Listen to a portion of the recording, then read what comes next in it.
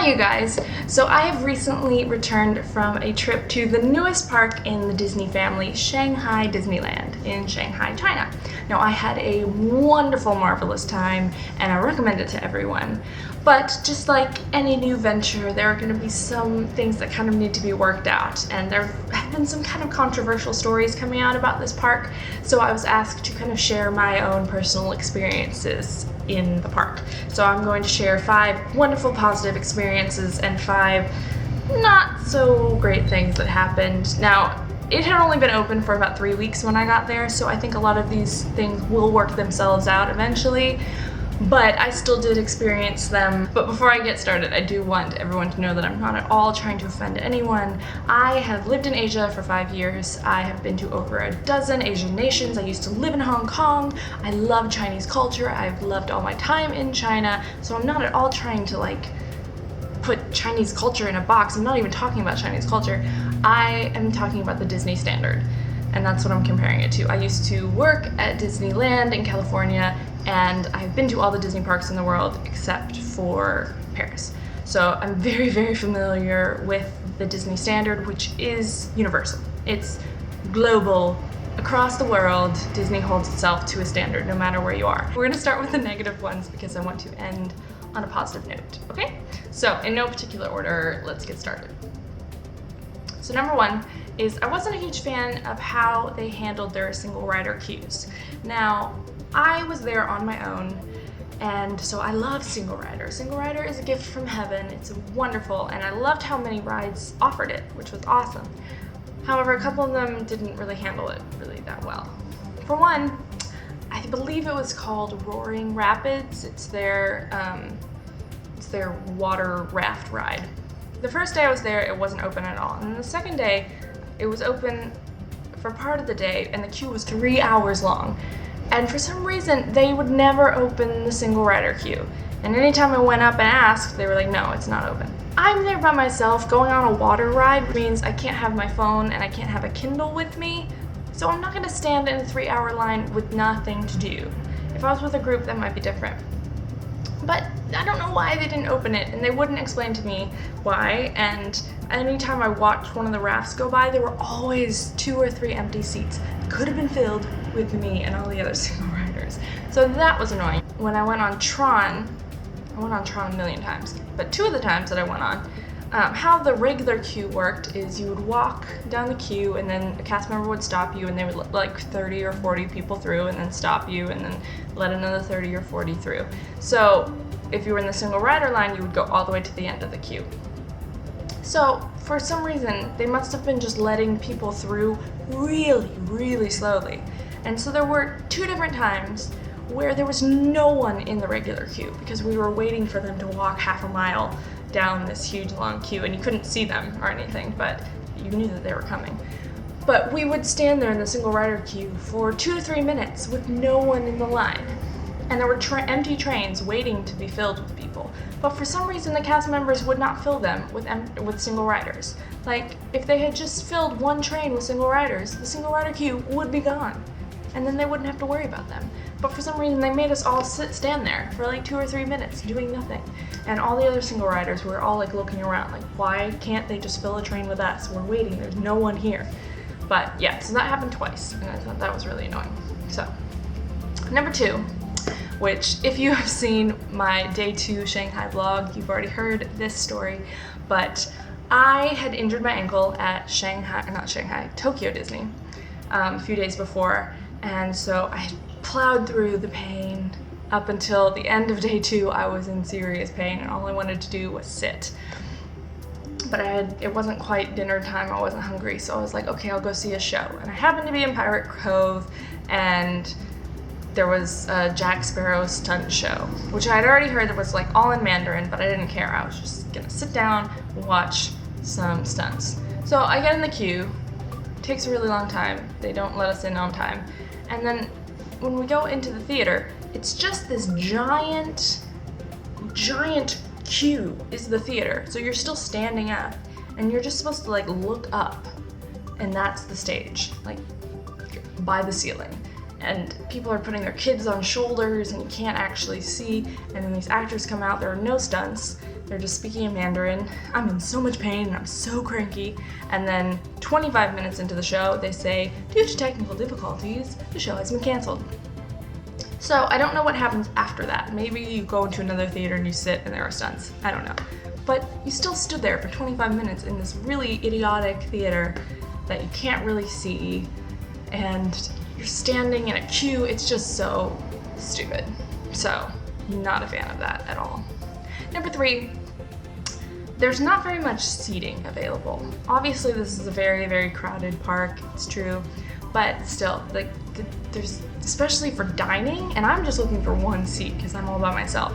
It was so hard to ever find seating. So I think that's something that will eventually get worked out, and I didn't go to lunch or dinner at popular times. Like, I would go at really random times, but it was still like impossible to find anywhere to sit to eat. Number 4 is such a grandma thing to complain about, but I was there on a rainy weekend, and the ground material, the concrete or stone or whatever it is really slippery when wet. I saw 2 different people just wipe out, just walking along the ground, and they just fell. And yeah, it was quite incredible that I guess they didn't test it on with rain, and it rains a lot in Shanghai, so I don't know what they're gonna do about that. But it was basically the entire ground of Disneyland is just like an ice rink when it's wet. So that wasn't great. And then last thing, which I think this is the most kind of controversial thing, and I'm gonna start off by saying I'm not trying to offend anyone, and I know there are bad guests at all Disney parks. I used to work at one. I personally know. I can tell you lots of stories. But the guest situation was quite annoying. First off, there was so much cutting in line, crazy amounts, and I was there by myself, and I don't speak Mandarin, so I can't be like, hey, what are you doing? I was here first. So I just kind of had to let it happen. There was also so much like jumping over barriers, like they would jump over fences and walk through gardens that you're not supposed to walk through. There were also tons of safety hazards. Like, as a former cast member, if you ever saw someone like setting their kid up on a rubbish bin to watch the parade or standing up on a fence or something, you're like over there instantly and saying like, put that child down now, they're gonna hurt themselves. But there was so much of that, like so many crazy, dangerous things happening, which I think that's just the cast members are gonna end up being really strict with people. There was also weird with the queues. Instead of like, a queue is like one party here, one party here, one party here.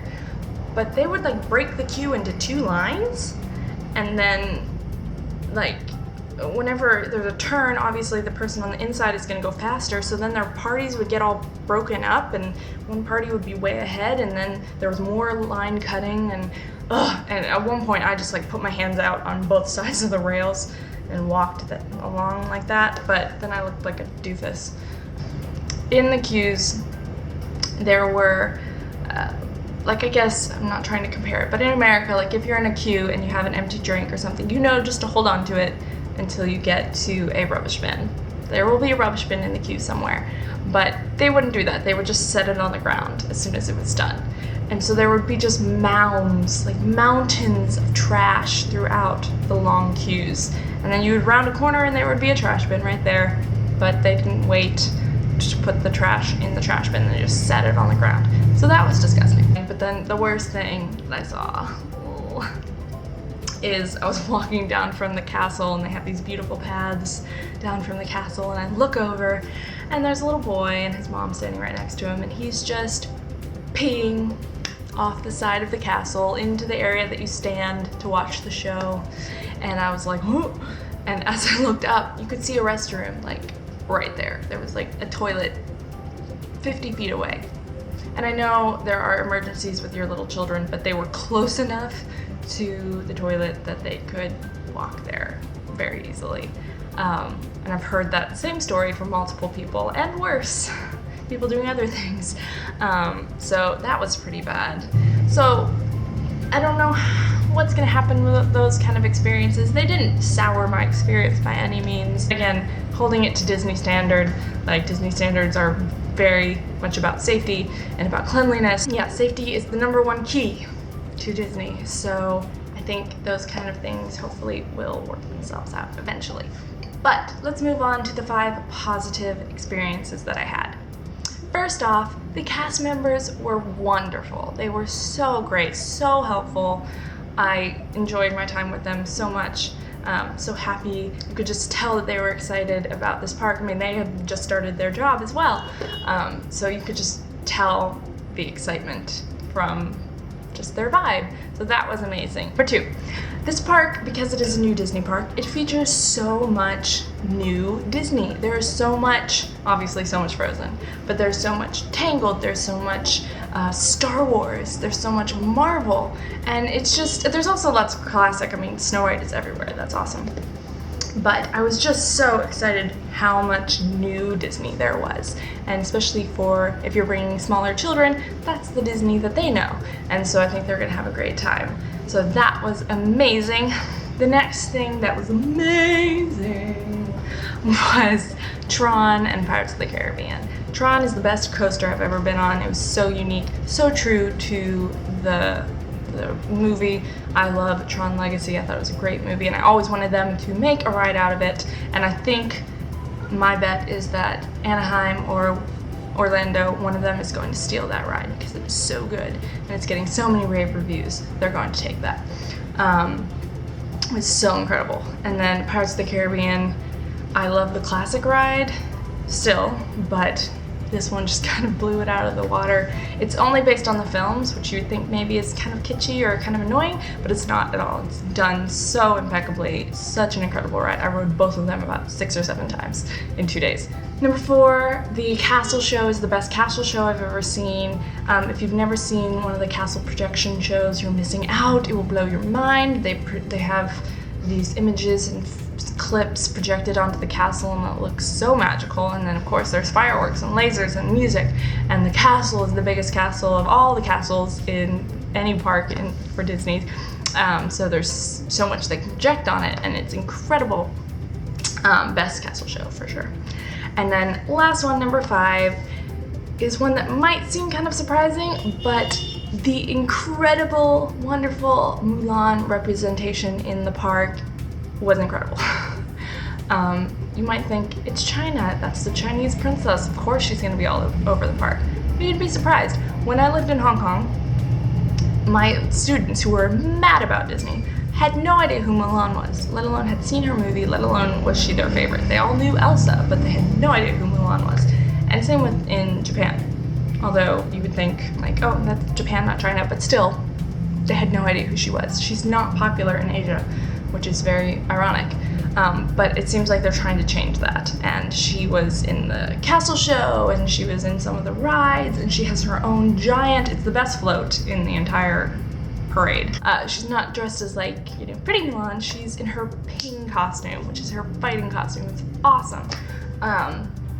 Yeah, it's incredible. So I'm really hoping that now all these little Chinese girls are going to have a princess that they can relate to and love and appreciate as much as we all do, because she's awesome. There we have it. Those are my 5 positive and negative. Let me know down below if you have any opinions on these experiences that I have, and if you've been to Shanghai or whatever, just let me know. But remember, let's try and keep it positive, you guys. Happiness, love, love, love. But yeah, I love you guys, and I'll see you in the next video.